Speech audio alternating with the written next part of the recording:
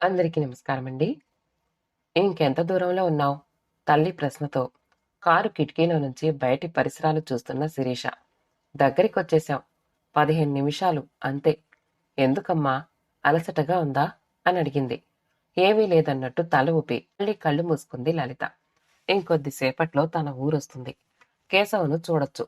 ఎలా ఉన్నాడో కేశవ. ఎంత ఇబ్బంది పడుతున్నాడో ఏదీ చెప్పడు. తనకు ఏదైనా అయితే మటుకు ఆకాశం నేల ఒక్కటి చేస్తాడు. తన కాలికి ముళ్ళు గుచ్చితే విలవిల్లాడిపోయేవాడు. తనకేదైనా బాధ కలిగితే వాడి కళ్ళల్లో నీళ్లు తిరిగి ఆ బాధ ప్రతిఫలించేది. ఎవరైనా అలా ఉంటారా అసలు? బడి రోజుల్లో ఓసారి శ్రీహరి వెనక నుంచి తన 2 జడలు లాగాడని తెలిసి ఎలా చితక్కొట్టాడో అతన్ని.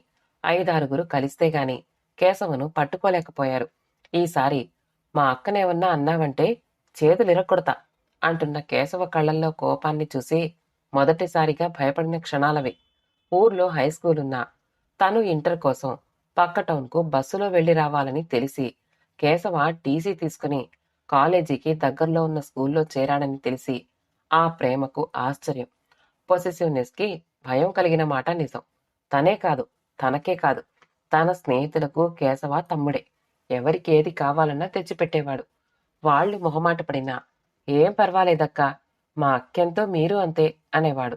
తాను ఎప్పుడైనా ఎందుకురా అందరి పనులు నెత్తినేసుకుంటావ్ అన్నా కూడా నీ ఫ్రెండ్సే కదక్కా, వాళ్ళకేదైనా కావాలంటే నువ్వు వెంట వెళ్లాల్సిందే కదా, ఎండలో పడి ఆ ఊరంతా తిరగడం అలసిపోవడం ఎందుకు అనేవాడు. తనకు సంబంధించిన ప్రతి విషయంలోనూ ఎంతో కేరింగ్గా ఉండేవాడు. కొన్నిసార్లు అమ్మా నాన్నల కంటే కూడా కేశవనే ఎక్కువ శ్రద్ధ చూపించేవాడని అనిపించేది. తనకు తెల్ల కలువలు అంటే ఎంతో ఇష్టం. ఊరి చెరువు నిండా విచ్చుకుని ఉండేవి. తనకు వాటిని తెచ్చివ్వడం కోసమే 7 ఏళ్ల వయసులో ఇంట్లో చెప్పకుండా ఈత నేర్చుకున్నాడు కేశవ. ఊరి నిండా వాడి స్నేహితులే. అయినా చింతకాయలు, మామిడికాయలు, రేకుపళ్ళు, జామపళ్ళు ఇలాంటివి తామిద్దరి మధ్యే. అన్నయ్య మాధవ తనకన్నా 3 ఏళ్లు పెద్ద అయినా ఎందుకో తన చదువేమో తనేమో అన్నట్టుండేవాడు. డిగ్రీ చదువుతున్నప్పుడు తన సీనియర్ కృష్ణమోహన్ లవ్ లెటర్ రాసి వాళ్ళ తమ్ముడు రాజు చేతికిచ్చి పంపించాడు తనకు. ఇంట్లో పెద్దవాళ్లకు చెప్పడానికి భయపడి స్నేహితులు ఆట పట్టిస్తూ ఉంటే ఆ ఉత్తరం చింపి పారేద్దామని చూస్తే దొరకలేదు. అదెలా తెలుసుకున్నాడో గాని ఆ ఉత్తరం చదివిన కేశవ కృష్ణమోహన్ దగ్గరికి సరాసరి వెళ్లిపోయి మాట్లాడాడట. ఆ ఉత్తరం టైంపాస్ కోసం రాశావా, లేక నిజాయితీగా ఇష్టపడుతున్నావా? మా అక్క పట్ల నీకు నిజంగా ప్రేముందా? మా అక్కను పెళ్లి చేసుకోవాలంటే నీ డిగ్రీ పూర్తి చేసి మంచి ఉద్యోగం దొరికాక అప్పుడు మాట్లాడు. అది కూడా మా అక్కకు ఇష్టమైతేనే. ఈలోగా ఏదైనా అల్లరి చేశావంటే నేను మంచోణ్ణి కాను. మా అక్క కోసం ఏదైనా చేస్తాను అంటూ బెదిరించాడట. ఆ తర్వాత తనను చూస్తేనే ఆమడ దూరం పారిపోయేవాడు కృష్ణమోహన్. అప్పుడు కేశవ చదువుతున్నది ఇంటరే. ఏళ్లు గడుస్తున్న కొద్దీ అక్కాచెల్లెళ్ల మధ్య కన్నా అన్నదమ్ముల మధ్య ప్రేమ తగ్గుతుంది అంటారు. కానీ కేశవ ప్రేమలో మాత్రం ఏమాత్రం మార్పు లేదు. ఇంకా పెరిగింది కూడా. డిగ్రీ అవుతూనే తన పెళ్ళయింది. ఆ పెళ్లిలో సందడంతా కేశవదే. అమ్మకు ఇంట్లో అన్నీ సర్ది పెట్టడం నుంచి సామాన్లు తేవడం, ఎక్కడికంటే అక్కడికి వెళ్లడం లాంటి పనుల్లో నాన్నకు ఎంత సహాయం చేశాడో. నెలకోసారి తన అత్తవారింటికి చూడటానికి వచ్చేవాడు. మీ అక్కను పెళ్లి చేసుకుంటే నువ్వు బోనస్గా వచ్చావు, మరదలువైనా కాకపోతివి అంటూ బావమరిదితో పరాచకాలాడేవాడు తన భర్త ఆనంద్. కేశవ నవ్వేసేవాడు. ఆనంద్ నీటి పారుదల శాఖలో ఇంజనీరుగా నాగార్జున సాగర్, శ్రీశైలం, పోచంపాడులో పనిచేసేవాడు. తనొక్కతే ఇంట్లో ఉంటుందని అప్పుడప్పుడు కేశవ వచ్చి ఉండేవాడు. కొన్నిసార్లు క్యాంపుకెళ్లాల్సొస్తే కేశవను ఆనందే పిలిపించేవాడు. అంతలా అతనికి కూడా నచ్చాడు. ముగ్గురు కలిసి సినిమాలకు వెళ్లేవాళ్లు, కార్డ్స్ ఆడేవాళ్లు, ఎటైనా పిక్నిక్లకు వెళ్లేవాళ్లు. కేశవ వస్తే తనకు ఎంతో సంతోషంగా, రిలీఫ్గా ఉండేది. వంట చేస్తూ ఉంటే కూరగాయలు కట్ చేసిస్తూ, చపాతీలు ఒత్తితే పెనం మీద కాలుస్తూ, ఎప్పుడైనా టైలర్ దగ్గరికో మార్కెట్కో వెళితే తోడుగా వస్తూ ఉండేవాడు.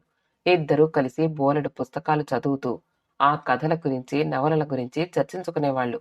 శిరీష, శ్రీకాంత్ పుట్టినప్పుడు అమ్మ ఇంటికొచ్చి వంట చేసి తీసుకొచ్చే టైంలోనూ రాత్రంతా అమ్మతో బాటుగా హాస్పిటల్లో ఉండేవాడు.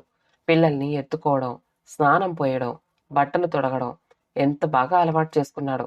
అన్నయ్య బాగా చదువుకుని అమెరికాకు వెళ్ళడం, మధ్యలో ఓ పెద్దింటి అమ్మాయి సంబంధం వచ్చి పెళ్లి చేసుకోవడం, ఇద్దరు పిల్లలు అమెరికాలోనే పుట్టడం, అక్కడే బాగా సెటిల్ అవ్వడం జరిగిపోయాయి.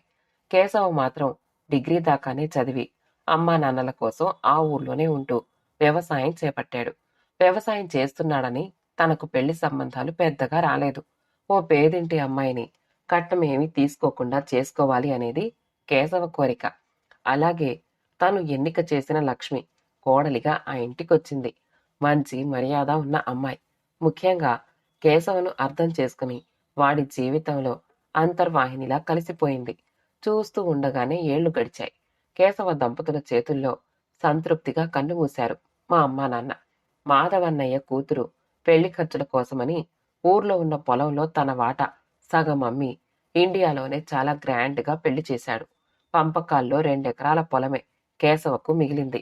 ఊర్లో ఉన్న ఇల్లు మాత్రం నువ్వు అమ్మా నన్నల్ని చూసావుగా, అందుకని ఇంట్లో నాకేమీ వాటా వద్దు అన్నాడు మాధవ ఉదారంగా.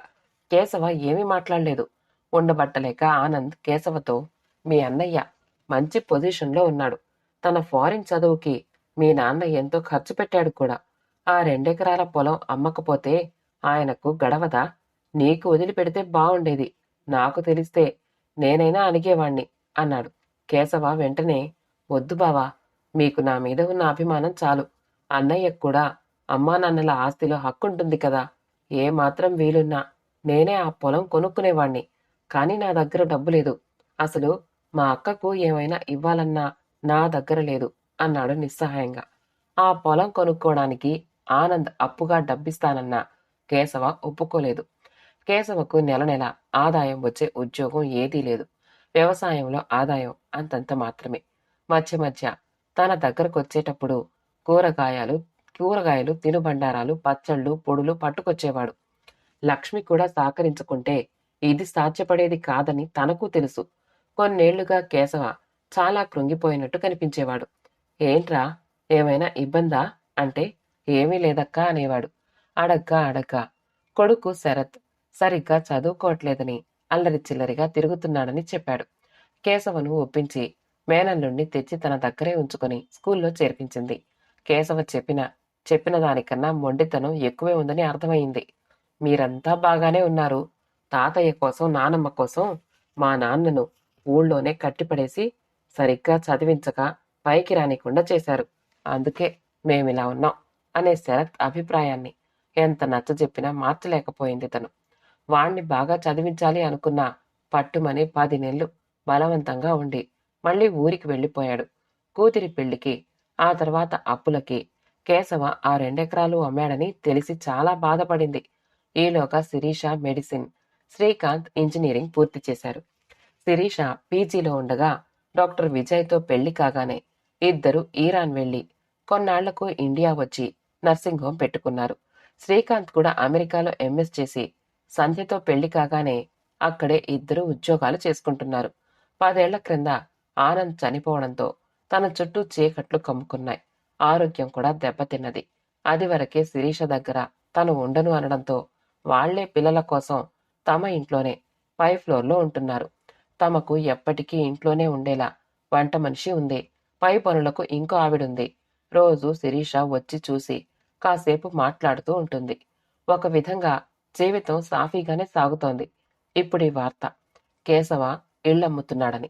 అంతకంటే ఎక్కువ బాధ పెట్టిన విషయం కొద్దిగా పక్షవాతంలా వచ్చి తగ్గిందని, కర్రతో నడుస్తున్నాడని.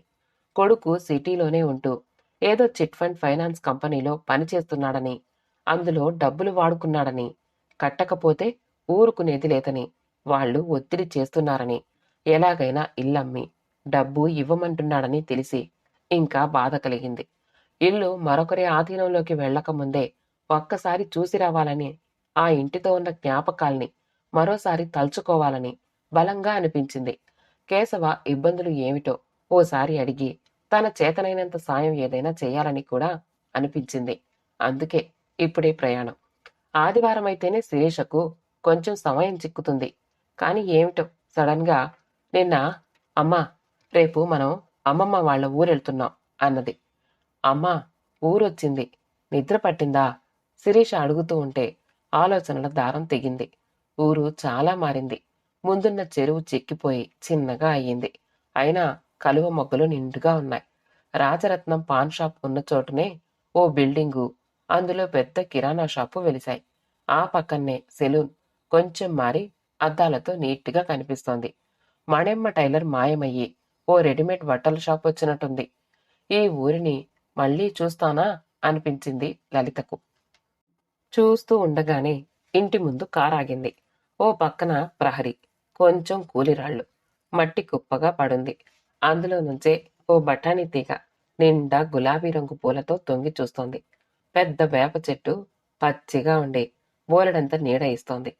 ఇల్లు బాగా పాతపడినా ఎప్పట్లాగే కళగా ఉంది. 10 ఏళ్ల నాడు చూసిన ఇల్లు. ఆనంద్ పోయాక కేశవ తీసుకొస్తే బలవంతంగా వచ్చి ఓ రోజు ఉండి వెళ్ళింది అంతే. మళ్ళీ ఇప్పుడే రావడం. తను ఆడిపాడిన ఇల్లు. అమ్మా నాన్నలతో ఆనందంగా గడిపిన ఇల్లు. బాల్య, యవ్వన జ్ఞాపకాలతో ముడిపడిన ఇల్లు. ఇక తమది కాదా?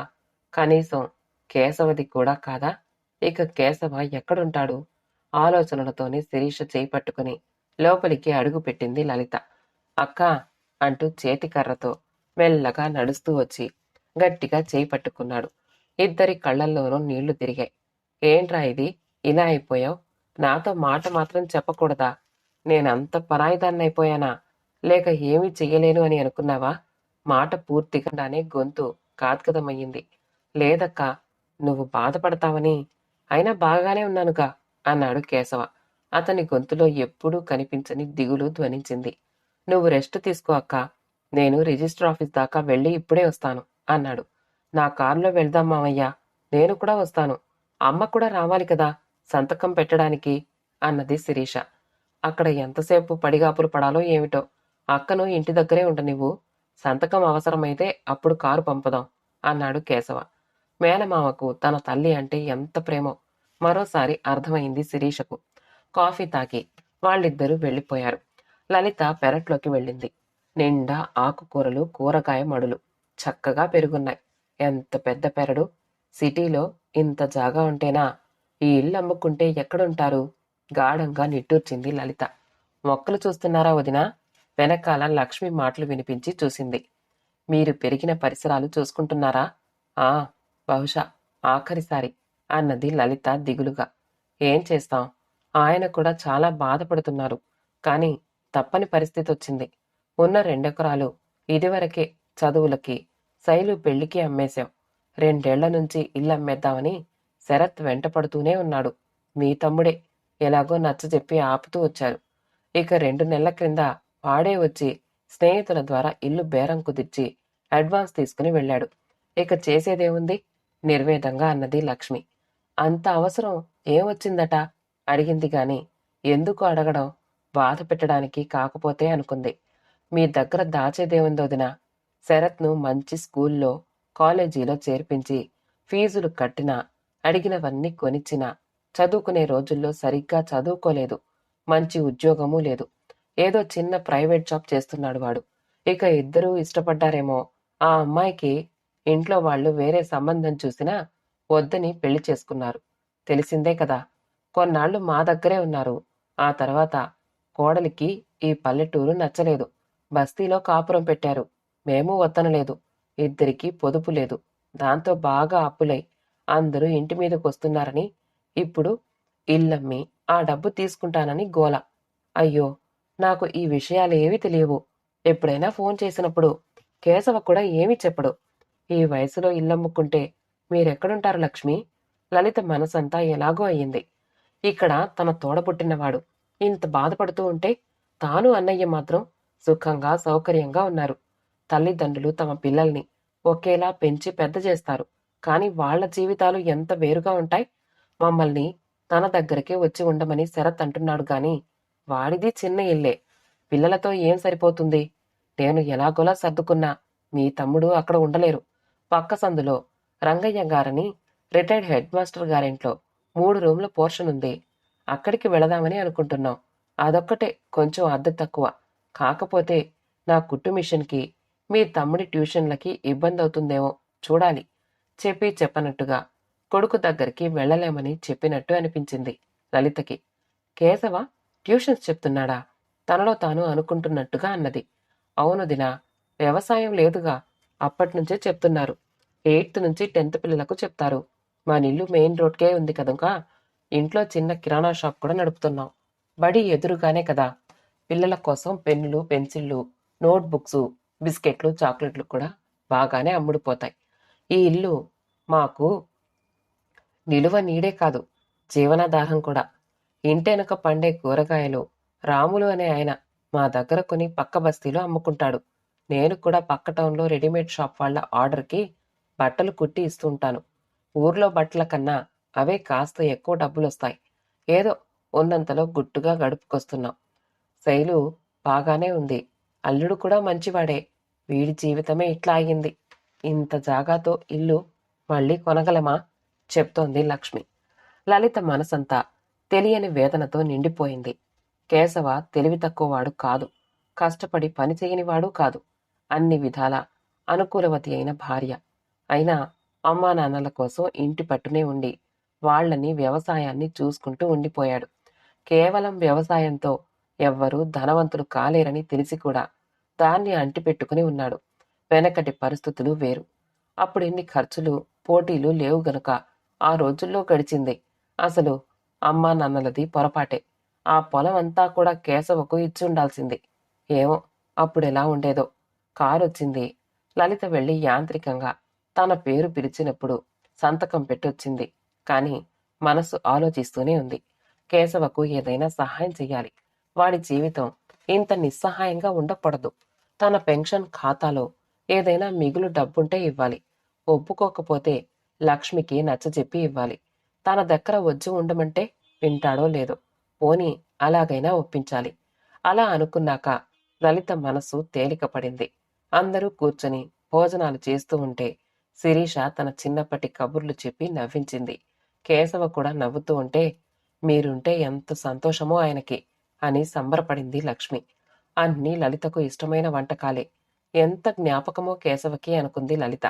భోజనాలవ్వగానే బల్ల మీద కేశవ పక్కనే కూర్చుంది లలిత. తన మనసులో మాటను ఎలా చెప్పాలా అనుకుంటూ శిరీష వచ్చి ఓ కాగితాల మడత తల్లి చేతిలో పెట్టి అమ్మా ఓసారి చూసుకో అన్నది. ఏమిటే ఇవి? నేనెందుకు చూడ్డం అంటూనే ఓసారి తిరగేసింది లలిత. మొదటి పేజీ చదువుతూ ఉంటేనే ఆమెకు అర్థమయింది. అవి ఇంటి తాలూకు కాగితాలు అని. కేశవ ఇంటిని తనకు అమ్మితే తను కొంటోంది. ఇదేమిటే, ఈ ఇల్లు నేను కొనడమేంటి అంటూ ఉండగానే లలిత ఫోన్ మోగింది. శిరీష ఎత్తి తల్లికిచ్చింది. అమ్మా, నేను శ్రీకాంత్ని.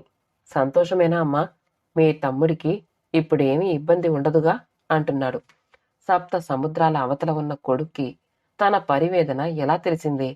నువ్వు చాలా బాధపడుతున్నావని అక్క చెప్పింది. చిన్నమామయ్య కోసం ఈ మాత్రం చేయలేమా అనుకున్నాం. అక్క నేనే మొత్తం ఇస్తానంటే అక్క ఒప్పుకోలేదు. నన్ను కూడా కలవని, నాకు తృప్తిగా ఉంటుంది అన్నది. లలిత నిరత్తురాలయ్యింది. మరి నా పేరెందుకు? ఆ డబ్బులు మామయ్యకో శరత్కో ఇస్తే పోయేదిగా అందామనుకుంది. మళ్ళీ శ్రీకాంతే ఆ డబ్బులు ఏవో మావయ్యకే ఇవ్వొచ్చు గాని ఆయన తీసుకుంటాడో లేదో. ఇక శరత్కు ఇస్తే అవి ఖర్చయిపోయాక మళ్ళీ కొన్నాళ్లకు ఇల్లు అమ్ముతాను అంటాడేమో. ఇప్పుడు మళ్ళీ ఇబ్బందే కదా అనుకున్నాం. ఇలా బాగుంటుందని అనిపించిందమ్మా. సరే, మావయ్యను ఏమీ బాధపడొద్దని చెప్పు అన్నాడు. శిరీష దగ్గరగా వచ్చి తల్లి భుజం మీద చెయ్యేసి అమ్మా, నీ పుట్టిల్లు ఇక నీదే. అడ్వాన్స్ ఇచ్చిన వాళ్లతో మాట్లాడి ఒప్పించి కొంత డబ్బు ఎక్కువిస్తామంటే ఒప్పుకున్నారు. ముందే అనుకుని ఈ పేరిట కొన్నాం. మావయ్యకు కూడా ఇవాళే తెలిసింది. కొనగలిగే స్థితిలో ఉన్నాం కాబట్టి ఇలా చేశాం. లేకపోతే ఎలా ఉండేదో. ఇక మీ తమ్ముడు ఎక్కడికి వెళ్ళక్కర్లేదు అంటూ మావయ్య, నీకు శరతెంతో మేము అంతే. మా దగ్గర నువ్వేమీ మొహమాట పడద్దు. కొన్నిసార్లు పిల్లల మాటలకు కూడా పెద్దవాళ్లు వినాలి, సరేనా అన్నది కేశవ కేసి చూస్తూ. హృదయం తేలిక పడగా నీళ్లు నిండిన కళ్లతో కేశవను, లక్ష్మిని చూస్తూ ఉండిపోయింది లలిత. శుభం. కథ సమాప్తమండి. కథ నచ్చితే లైక్ చేయండి, షేర్ చేయండి, కామెంట్ చేయండి. మా ఛానల్ని సబ్స్క్రైబ్ చేసుకోండి. ఆల్ అనే బెల్ బటన్ని నొక్కండి. మళ్ళీ కలుద్దాం ఇంకో మంచి కథతో.